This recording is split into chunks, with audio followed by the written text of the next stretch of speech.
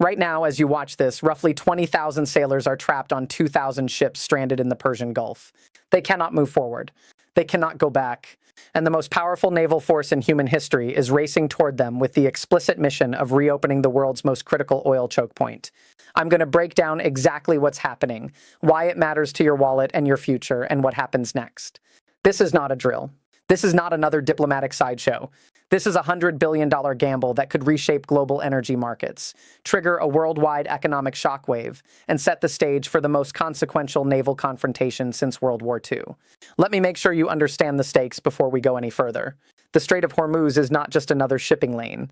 It is a narrow strip of water, about 21 miles wide at its narrowest point, squeezed between Iran and Oman on the Persian Gulf's southern edge. Through that small gap flows roughly 1/5 of all the oil traded globally every single day. Think about what that means in real terms.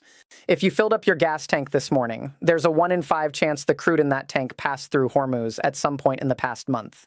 If oil prices spike because that waterway closes, you feel it at the pump within days. Heating your home becomes more expensive. Shipping costs go up, which means everything from groceries to electronics gets pricier. This is not abstract geopolitics. This is your money, your job, your family's budget. And right now, that waterway is essentially frozen, with vessels refusing to enter and trapped seafarers unable to get home. The United States has now committed what naval analysts are calling the largest concentration of carrier battle groups since the Iraq War in 2003.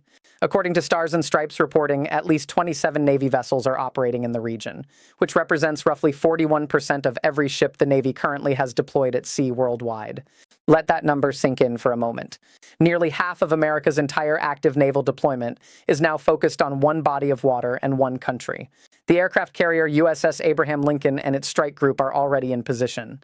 The USS George H.W. Bush is steaming toward the region with another 5,000 sailors, and its carrier Air Wing 7. Additional mine-clearing ships are being rushed from Singapore through the Strait of Malacca. 2 Avenger-class mine countermeasures vessels, the USS Chief and USS Pioneer, are en route right now. The Boxer Amphibious Ready Group with the 11th Marine Expeditionary Unit is moving into position. We are not talking about a show of force.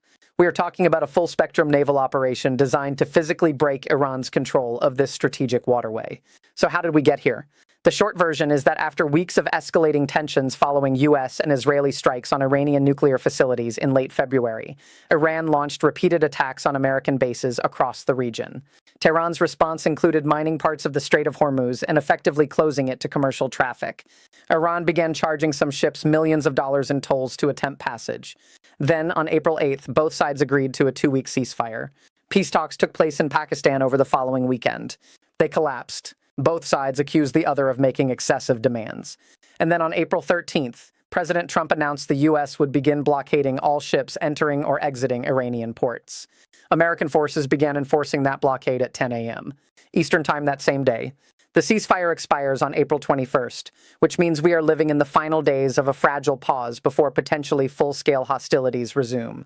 But here's what nobody is really talking about yet, and this is critical to understanding what comes next. The U.S. Navy faces a problem that no amount of firepower can simply blast away. Iran has been building what analysts call a shadow fleet for nearly 5 decades, ever since the 1979 Islamic Revolution triggered a wave of American sanctions that cut Iran off from the legitimate global shipping system. That shadow fleet operates outside normal maritime rules. These vessels sail under fake flags from landlocked countries like Botswana and San Marino. They disable their tracking signals called AIS to hide where they are going and who owns them. They use shell companies registered in places like the United Arab Emirates, Greece, and China to obscure their true operators. And they have been transiting the strait throughout the entire conflict, even during active warfare, even under American threats of interception. An exclusive Al Jazeera investigation tracked 202 voyages through the strait between March 1st and April 15th. Of those, 77 vessels, or about 38.5%, were linked to Iran. 61 ships were explicitly listed on international sanctions lists. During the 2-week ceasefire alone, 49 ships crossed. And even after the U.S. blockade officially began on April 13th, 25 ships still made it through. The blockade has not stopped Iranian maritime commerce. It has simply forced Iran to get creative.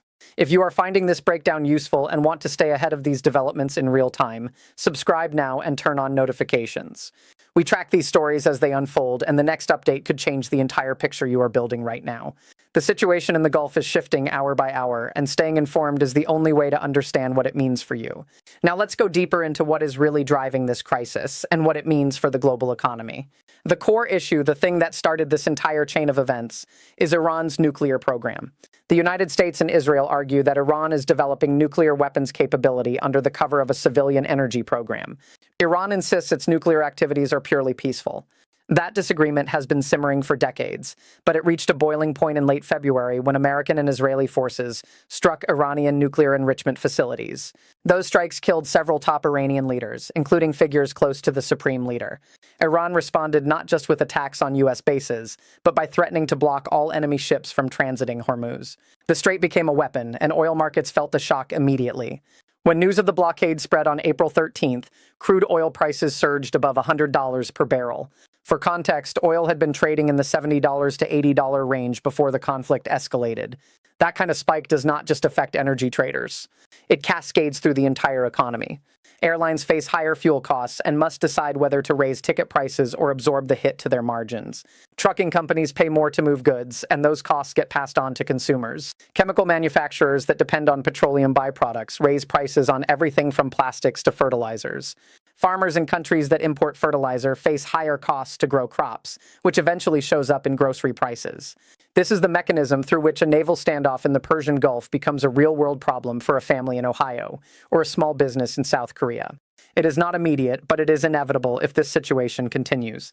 China is perhaps the most exposed major economy to any prolonged disruption of Hormuz traffic. According to analysts at Nanjing University's School of International Studies, China imports nearly a third of its oil through that strait. A prolonged conflict that closes Hormuz for months would directly threaten Chinese domestic consumption and economic stability. Beijing has urged both sides to exercise restraint and called for an immediate ceasefire, but it has stopped short of direct military involvement. That calculus could change, however, if Chinese shipping interests are threatened, or if Beijing feels its energy security is being fundamentally undermined. We should watch whether China begins repositioning its own naval assets in the Indian Ocean in the coming weeks. That would add a completely new dimension to this conflict. The legal dimension of this blockade is also worth understanding, because it is not as simple as the U.S. Navy showing up and stopping ships.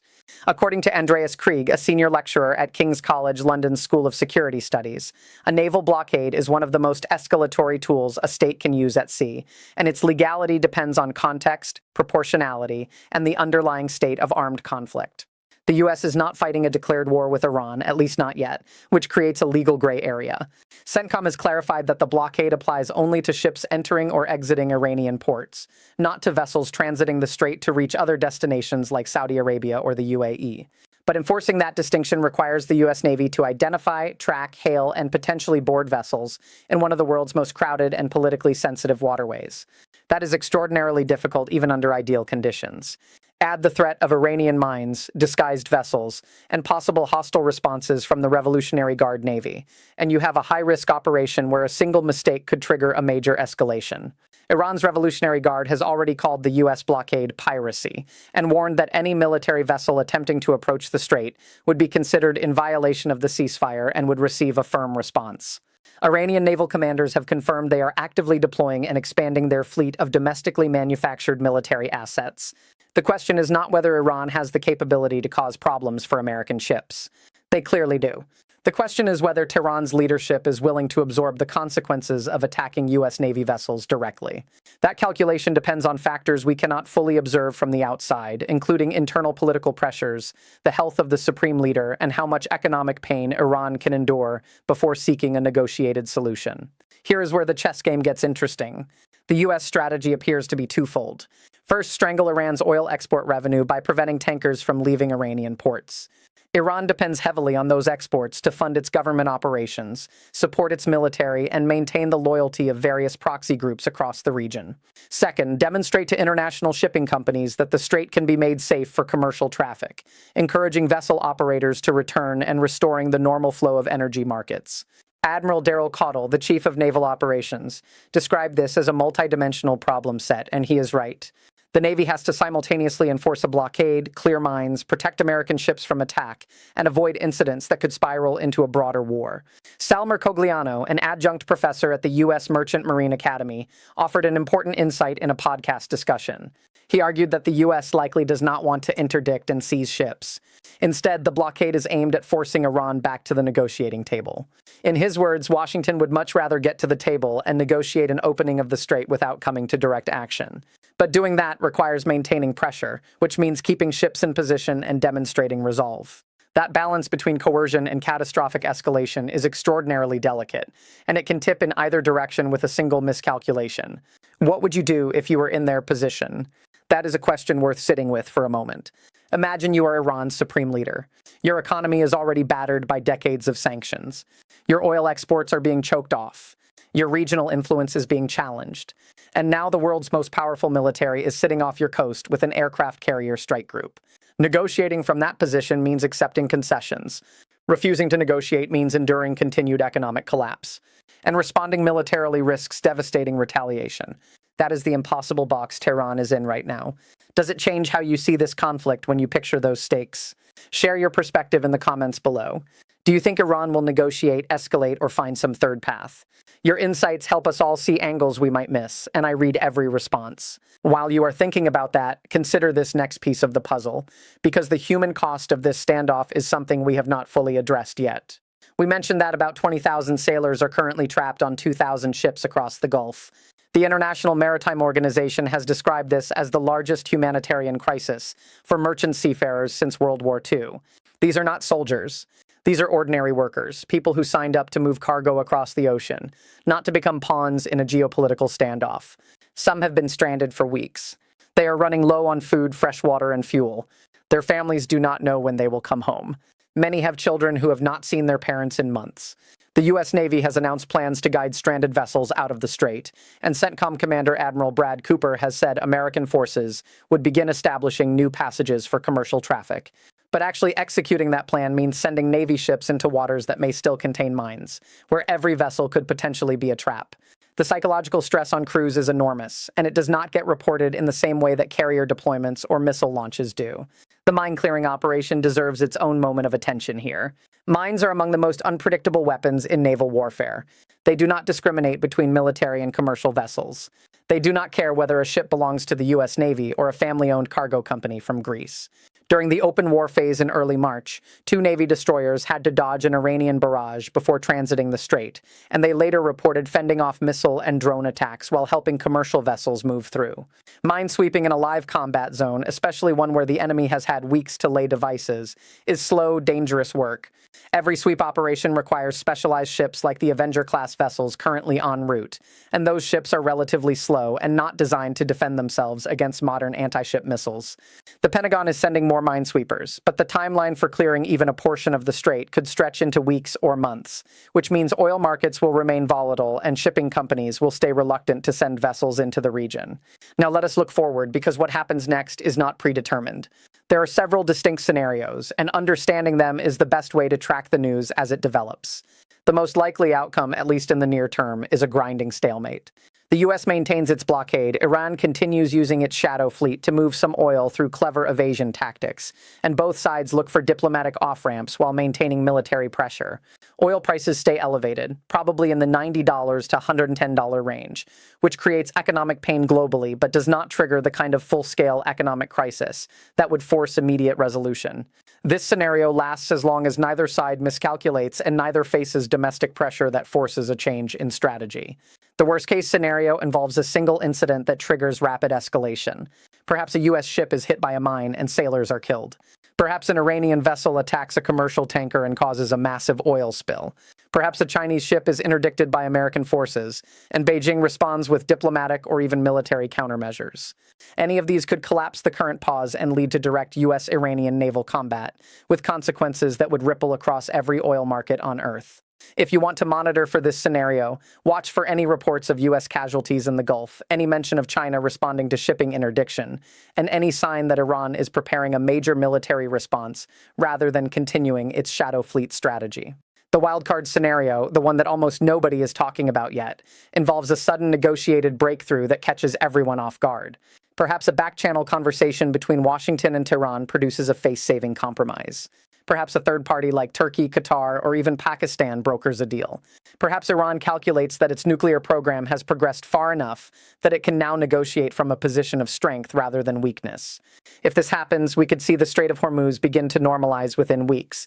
Oil prices could retreat toward pre-crisis levels, and the $100 billion naval deployment could begin heading home. This scenario is less likely than the stalemate, but it is not impossible, and it would be the kind of outcome that very few analysts are currently predicting. Here is what to monitor this week and next. First, watch for announcements about the status of the April 21st ceasefire deadline. Any extension or breakdown will move markets immediately. Second, track oil price movements. Prices above $100 sustained for more than a few weeks will begin triggering economic slowdowns in import-dependent countries. Third, pay attention to Chinese diplomatic statements. Beijing's patience with the situation and its willingness to pressure Iran or support American containment efforts will be a critical variable.